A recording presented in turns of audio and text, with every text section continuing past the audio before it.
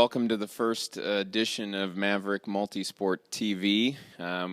This is obviously, consider this kind of like the pilot program. So we're going to hopefully bring you some quality broadcasts, not just today, but all of 2015 as we try to bring our athletes and our sponsors and just kind of the action a little bit closer to you at home. So we wanted to start today, obviously, with the bikes that we're going to be riding in 2015, and so we thought we'd sit down and speak with Peter Reid here at VO2 Multisport. VO2 built all of our bikes in 2015, or in 2014 rather, and again they're doing them for us in 2015. So first of all, Peter, thank you for joining us, and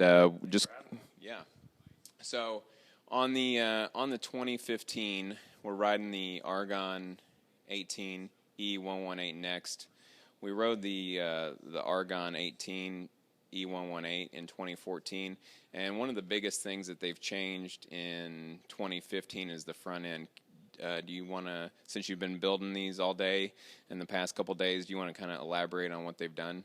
Yeah, well, from last year, they pretty much had a really aggressive drop, kind of a heavier front end setup, and then with the rear brake or the front brake housing was routed to the outside. But with this year,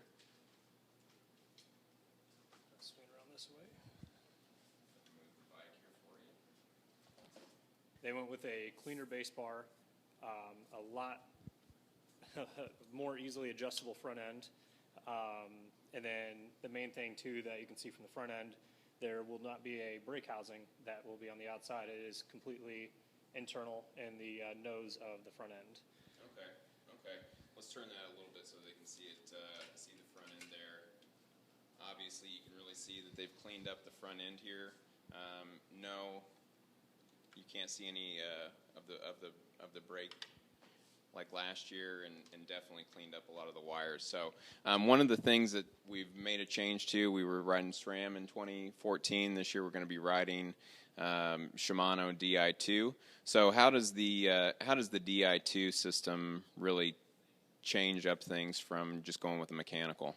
Well, the main thing is that once the brakes and the aero bars are in place, the wiring will be completely concealed under the bar tape and completely concealed in the bar and down to the frame. So you will not see any wires or any housing whatsoever. The only wires that you'll see are about an inch that go into the derailleur and about an inch that goes into the rear derailleur.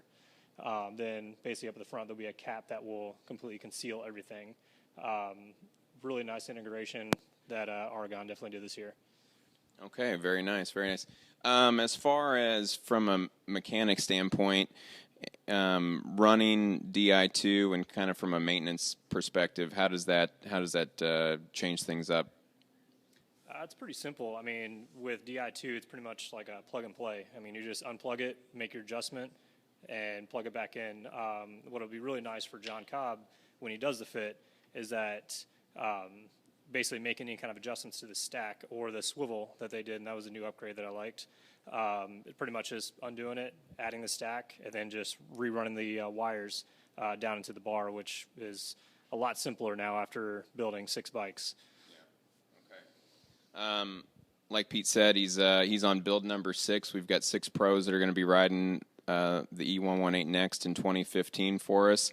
And like Pete mentioned, we've actually got John Cobb from Cobb Cycling is going to be flying in to join us on Friday, and he's going to be doing all of the bike fits. And we're obviously going to be riding all Cobb saddles again in 2015, so we're really excited about that. John's obviously been in the sport for a long time. He's kind of a legend. What saddle in particular is on this bike here, Pete? It's the V-Flow Plus for Mike Hermanson. He rode it last year. It's a great saddle. The overall comfort of the saddle is really nice. I personally ride one. So. All right.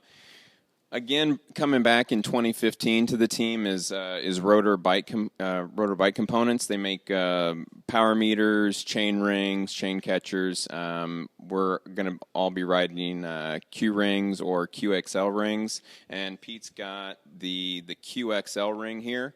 Do you want to kind of speak on the QXL ring since you've been handling these for the past couple years? Well, it's pretty nice. Once we actually get it set up and like get the rider on there, we can actually find the dead spot in their pedal stroke and change it. There's basically 5 different positions that you can set up. And then the QXLs, basically it gives it a little more kind of a drastic oval shape. Mike Hermanson is riding this one, and I believe he's on the 172.5's crank arms, which didn't change from last year, but I mean, definitely the QXL will definitely help him out for sure. Great. So as you can see, Mike, as Pete mentioned, he's riding the QXLs in 2014. He's going to stay on the QXLs again in 2015. And they're not only used by our team, but they're used by some of the top teams on the tour, including Lamprey Merida. One change that the team made this year with Rotor is everyone was riding the Rotor Power. In 2015, they're going with the Power LT, which instead of having dual strain gauges on both sides, so the Power LT just has strain gauges on the left side. So really the only thing that you're going to be losing is just the right-left leg comparison. Everything else remains the same. There is a little bit of a weight reduction on that. But other than that, everything remains essentially the same. So, and we'll kind of top off the bike, and Pete's holding it here in the front of the 8.9 ENVE Composites wheel set off with Vittoria Open Corsa tires. So, how do you like these tires? Obviously, you've been wrenching for a long time, Pete, and have probably mounted your fair share of clinchers and tubulars. What do you like about the ENVE Composites? It's a nice wide rim. It's actually significantly light considering the depth of this wheel. The tires are actually really nice. It's a 320 TPI threads per inch tire, so it's a really supple, folds on really well to that wheel, and it gives the rider just an amazing feel out on the road, being that it's such a soft racing tire. I have no complaints at all working with this setup. Well, thank you. But before we kind of let you go, we wanted to keep the first edition of Maverick Multisport TV on Ustream TV fairly short and sweet, but just kind of introduce you to the bikes that we're going to be riding, some of the mechanics that kind of keep us rolling. But we do want to just elaborate. We are having a big camp this weekend. We'll have all 6 of our pros in town.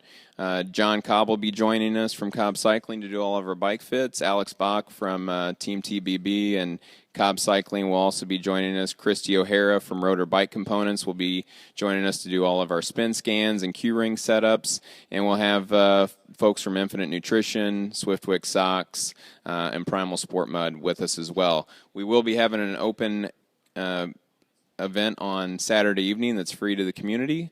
It'll be at Molly Malone's in St. Matthews in Louisville, Kentucky from 6 to 9 on Saturday evening, so feel free to stop by. In the meantime, make sure that you go ahead and bookmark this link. We'll definitely be coming to you live over the next few days with a pro panel from our camp, and we'll also be broadcasting live some of the BXX Athletics, their new BSX Insight Lactate Threshold device from camp, and we'll be bringing you one of John Cobb's bike fits this weekend. So a lot coming up in the next few days, so we'll be shooting all that information out to you on Facebook, Twitter, so stay tuned. And again, thank you for joining us. Take care.